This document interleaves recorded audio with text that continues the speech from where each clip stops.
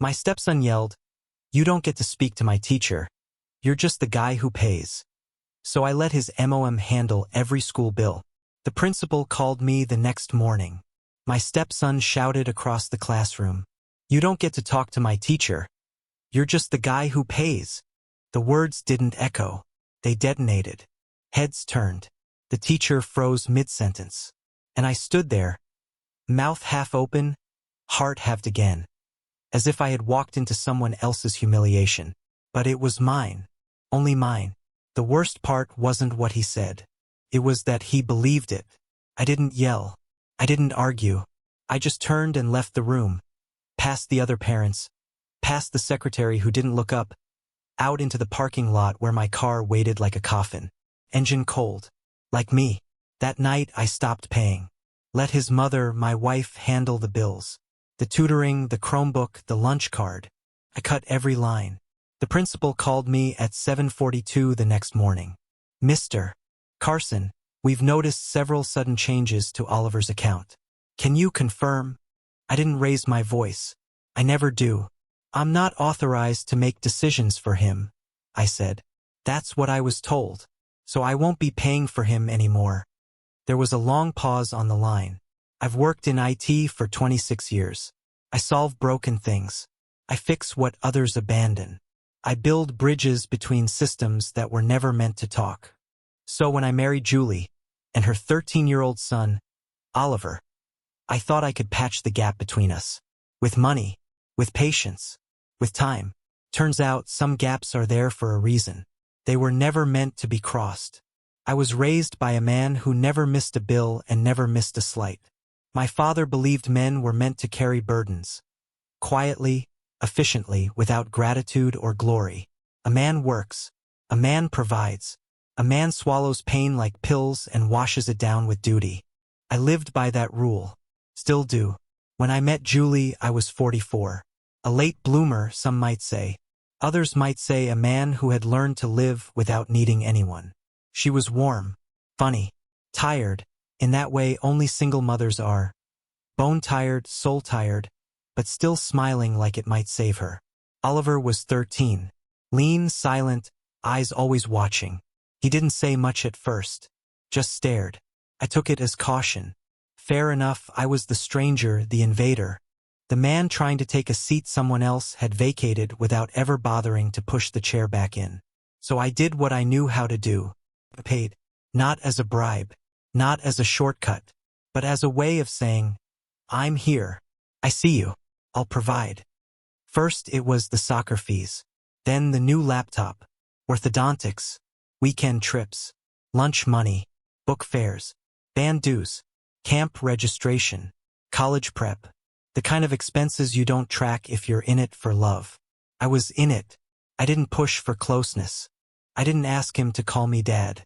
I just showed up. I thought that was the path. Presence over pressure. But in some households, presence is an insult. It wasn't just what he said in the classroom. It was what had built to that moment. The missed birthdays. The way he'd thank Julie for a gift I bought. The times he called his biological dad real, and referred to me in the third person, never in the room, always on the edge. Once, when I picked him up from school, he walked past the car, called Julie and asked why that guy was there instead of her. I stayed silent. Every time I stayed silent. I believed I was earning a place, not demanding one.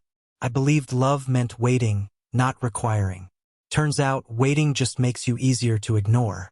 I remember the first time I paid for something without consulting Julie. It was a new winter coat.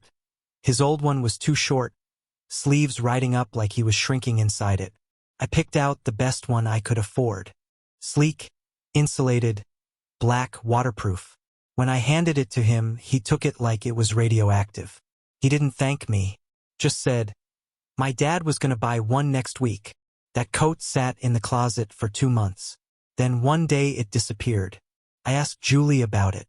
She said Oliver gave it away to a friend whose family was struggling. He said he didn't need to, she told me. But I knew. He never wanted it to begin with, because it came from me. There's a quiet kind of cruelty in a house like mine. Not yelling, not violence, just the slow erosion of matching. Every decision is second-guessed. Every gesture is filtered through another man's shadow. Julie rarely corrected him. When he made snide comments, she'd say, "He's just a teenager." When he refused to come down for dinner, she'd bring a plate up. When I asked him to clean the living room, he ignored me. When she asked, immediate compliance.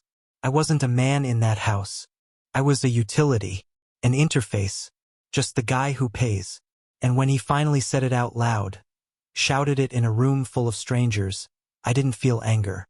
I felt clarity. All the sacrifices, all the restraint, all the blind hope that one day I'd be seen. I wasn't a father.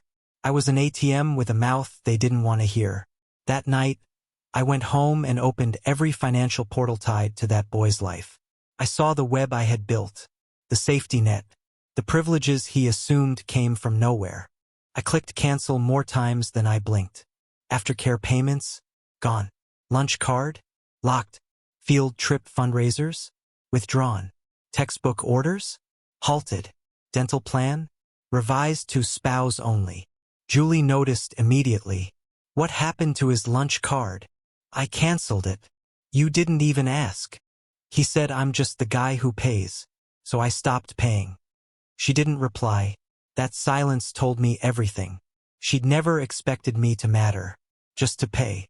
Parent-teacher night, neutral ground. Supposed to be. I wore a button-down. She wore perfume I hadn't smelled in months. Oliver wore defiance, his favorite outfit. We walked the hall like strangers in formation. Julie made small talk with another mom. I carried the paperwork. His English teacher smiled when she saw us. One of those practice smiles that hides dread. Good evening, Mr. and Mrs. Carson. Oliver's shown improvement this semester. Really? I asked. Because the portal. That was all I managed. You're not my real dad. You just pay for stuff. You don't get a say. The words hit the floor harder than any paper could. The room shrank. The teacher looked away. Julie's mouth tightened, like the words had stung her too, but not enough to speak. I said nothing. My ears were ringing. He crossed his arms. Defiant. Proud. I nodded once. Just once. Then I turned and walked out. I passed the janitor in the hallway. I remember him because he didn't look surprised, like he'd seen this before. I stepped outside into the night, sat in my car, and stared at the dashboard for a long time. And I realized something they'd never stop taking, because I'd never made them stop. Julie wasn't going to step in. Oliver wasn't going to wake up one day grateful. It wasn't a phase. It was a truth. One they'd built together. I drove home alone. Didn't even check to see if they followed. At home, I went straight to the dining table and opened my laptop. The house stayed quiet. My fingers didn't. Pulled up the aftercare platform. Clicked End support. Logged into the school's meal account. Deactivated the card. Went to the dental insurance. Adjusted coverage to individual and spouse only. One by one, I unraveled the net I'd spent years weaving. Textbooks for spring semester. Cancelled. Band fees. Reversed. SAT prep program. Unsubscribed. Gym membership. Terminated. Cell phone autopay. Off. Then I opened a new folder. I titled it Oliver, Discontinued Support. I started collecting receipts, tuition statements, monthly transfers, every dollar logged. $47,800. That's what it had come to since I entered their lives. I stared at the number for a long time. Then I typed beneath it, no voice attached. The next morning, the principal called. Mr. Carson, we've noticed some issues with Oliver's school account. Are you still participating in his academic support? I kept it civil, cold but not cruel. I was told I'm not authorized to speak for him, I said. His mother's handling it now. I could hear her hesitate. She wanted to challenge me, maybe, but professionalism kept her mouth shut. She hung up politely, but I knew she'd make the second call to Julie. I welcomed it. That night, Julie came home with a storm brewing under her coat. You embarrassed me, she said. Did I? I asked. Or did your son just tell the truth? He's a teenager. He doesn't know what he's saying. No, I said. He knows exactly what he's saying. What he doesn't know is what it costs to say it. She stared at me like I'd slapped her. But I hadn't. Not yet. He said I have no say, I continued. So now I have no bills. Fair exchange. You're punishing him. No, I'm removing myself from a contract I was never allowed to sign. Over the next few days, the house turned to static. Oliver barely looked at me. Julie looked, but always with questions I refused to answer. She asked if I'd reinstated the lunch card. I hadn't. She asked if I'd resubscribed him to tutoring. I hadn't. She asked what he was supposed to do now. Ask his father, I said. He's got rights, doesn't he? That cut her. Not because it wasn't true, but because it was the one thing she couldn't argue. I kept my distance. No more rides. No more reminders. No more intervention when he forgot assignments or lost his retainer or blamed the Wi-Fi. Julie filled the gaps poorly. She resented the extra weight but still expected me to carry it anyway. She'd glare when I stayed seated at dinner, when I didn't offer advice about his classes, when I didn't ask how the test went. I let the silence speak. You don't want my voice? Then you won't get my concern. 2 weeks later, the bills started stacking. Team tournament. Unpaid. SAT registration. Late fee added. Field trip. Cancelled due to missing parent authorization. Julie exploded. You're just being spiteful. No, I said. I'm being consistent. You can't just cut him off like this. He cut me off. He's a child. No, he's a teenager who wants to be treated like an adult. So let him feel what adulthood costs. She cried that night. Not loudly, but I heard it through the bedroom wall. I lay in bed staring at the ceiling. The only thing louder than her sobs was the silence between them. The one that said, she knows I'm right, but she'll never say it. One morning I found Oliver in the kitchen. No hoodie, no headphones, no sarcasm. He looked thinner, not physically, spiritually. Can I ask you something? He said, eyes not meeting mine. I nodded. Why'd you stop helping? I didn't answer right away. Instead, I pulled the folder from the drawer, placed it on the table. He opened it, saw the list, the receipts, the years. At the bottom, $47,800. No voice attached. His mouth moved, but no words came.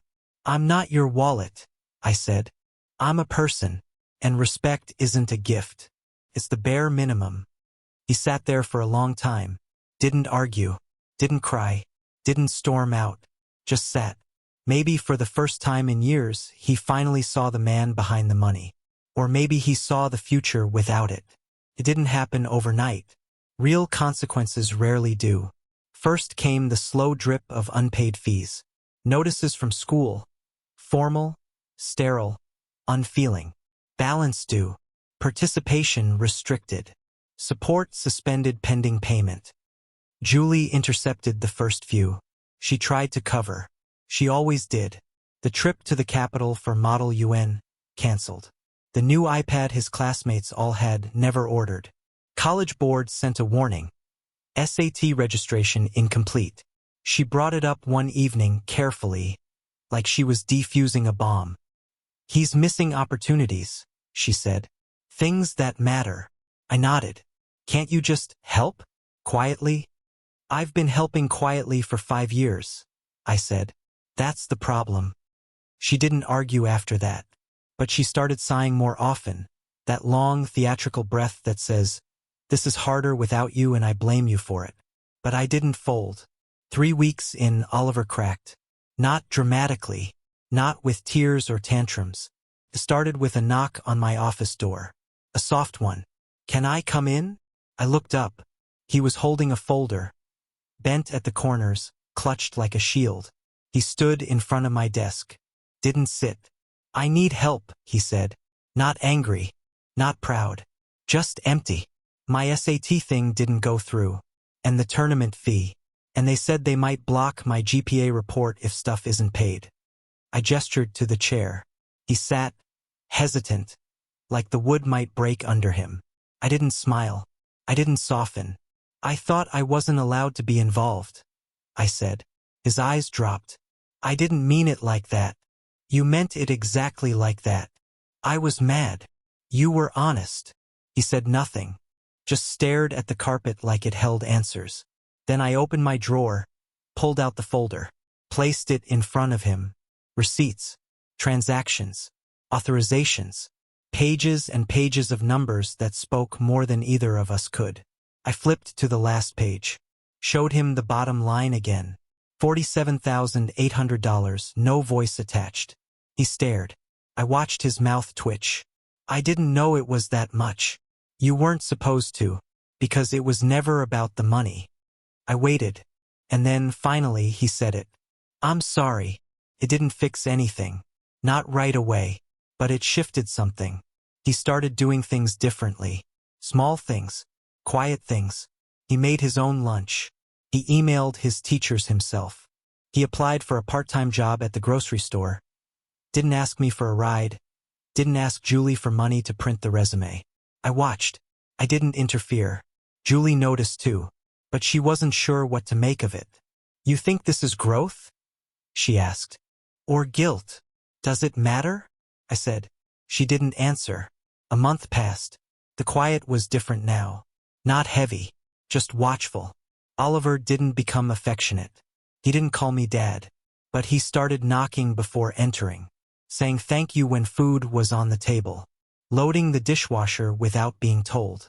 Tiny signs, half measures, but real. And Julie, she softened too. One night, long after he'd gone to bed, we sat on the couch. She poured wine. I didn't ask why. We hadn't shared a drink in weeks. I should have backed you up, she said. That stopped me cold. I thought I was protecting him, she continued, but I think I was just avoiding the truth about what it costs to let someone else carry all the weight. I didn't speak. I let her say it all. She needed to say it more than I needed to hear it. You did more than most men would have, she said. And I didn't say thank you. Not once. Not really. I took a sip of wine. It burned. I wasn't asking for thanks, I said. I know, she whispered. That's what makes it worse. We didn't reconcile with fanfare. There was no tearful reunion, no grand gestures. But slowly I stepped back in, paid the SAT late fee, quietly, without discussion, ordered new cleats for the spring tournament, reinstated the meal account, small balance, just enough to cover what mattered. Oliver didn't act entitled. He thanked me, every time, and for once it didn't feel like a transaction. We were never going to be a normal family. Too much had happened. Too much hadn't. But something new had taken root. Not love, maybe, but a kind of earned peace. He came to me once, late on a Thursday, and asked if I could review his scholarship essay. Only if you want my opinion, I said. I do, he replied. That was the closest he ever came to calling me Dad. And maybe, just maybe, it was enough. We never spoke about the moment in the classroom again. No one brought it up. Not Julie. Not Oliver. Not me. But it lingered, like a crack in glass you can't unsee. I kept the folder in my drawer. Never hid it. Never mentioned it again. Just left it there, a ledger of silence and debt, paid in full. We moved forward, not as a family, but as something quieter. A new contract, unspoken, understood. Oliver never apologized twice. He didn't have to, because he changed. He didn't suddenly love me, but he started including me, in plans, in questions. He asked if I could teach him to budget, asked if I'd walk through his college aid forms. The shift was slow, careful, earned. He still saw his biological father on holidays, on birthdays. But when his phone cracked, he asked if I knew a place to fix it. When he got into his first choice school, he handed me the letter. Not Julie. Me. I read it twice. Not because I didn't believe it, but because I couldn't believe he wanted me to be the first to see. I'm proud of you, I told him. He nodded, eyes down, voice low. You helped. It wasn't flowery. It wasn't emotional. But for him, it was everything. Julie and I talked one night, later than usual. No wine. No soft music. Just two people sitting in the quiet aftermath of a long war. "I've thought about what you did," she said. "The way you drew the line. I didn't do it to punish him." "I know," she said. "That's why it worked." She looked older than I remembered. Or maybe I was seeing her clearly for the first time. "You stepped back," she said. "And for the first time, we all had to see what you'd been holding up." I nodded. "It scared me," she admitted. "Watching it fall apart. It scared me more," I said, realizing no one tried to stop it from falling. We didn't touch that night. We didn't kiss. But something passed between us. A quiet acknowledgement. Not love. But maybe, finally, honesty. Months passed. The final year of high school blurred into deadlines, campus tours, mailed brochures. Oliver worked at the grocery store 3 nights a week. Saved his paychecks. Checked in with me about taxes, savings, options. He still wasn't warm. But he was present. And he listened. The night before graduation, I found him on the porch. He was sitting on the step, hoodie pulled tight, watching the dark.